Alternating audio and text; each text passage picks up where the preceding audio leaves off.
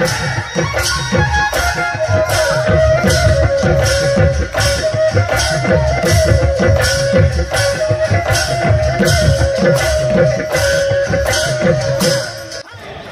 যেতিয়া আমি কৰবাত বিয়ালৈ যাম, যেতিয়া সাজি কাচি আমাৰ আপোনজন ওলাই, হ'ব লগাজনে ওলাই, আমি কওঁ ইমান ধুনীয়া লাগিছে।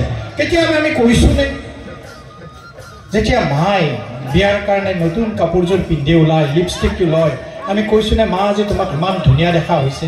কিয় আমি পাহৰোঁ? মাওতো এদিন ছোৱালী আছিল, দেউতাওতো এদিন ল'ৰা আছিল।